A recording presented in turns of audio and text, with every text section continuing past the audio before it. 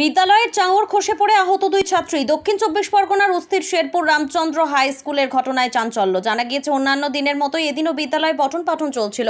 সেই সময় আচমকাই বিদ্যালয়ের চাঙড় খসে পড়ে। শৌচালয়ের সামনে এদিন দুপুরে ঘটে যাওয়া দুর্ঘটনায় আহত হয় ছাত্রী আফরিন সুলতানা ও অনুষ্কা ভান্ডারী, দুজনেই অষ্টম শ্রেণীর ছাত্রী।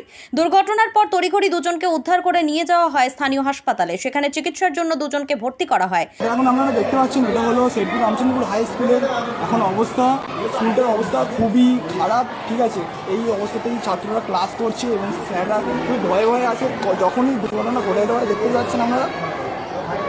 ঘটনার পর ক্ষতিগ্রস্ত এলাকা ঘিরে বন্ধ করে দেওয়া হয় স্কুলের তরফে। প্রশাসনের পক্ষ থেকে ক্ষতিগ্রস্ত এলাকা দ্রুত মেরামতের নির্দেশ দেওয়া হয়েছে। পাশাপাশি আহত দুই ছাত্রীকে সব রকম সাহায্যের আশ্বাস দেওয়া হয়েছে প্রশাসনিক তরফে।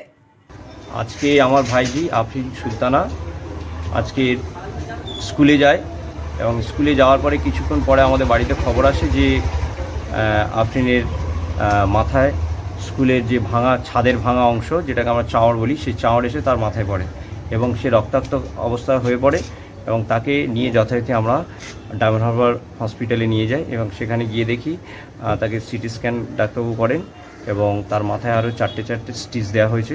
এবং প্রশ্নটা এখানে যে দায়বদ্ধতা নিয়ে প্রশ্ন, যেখানে একটা চাঁড় তো আর একদিনের মধ্যে হঠাৎ পড়ে না।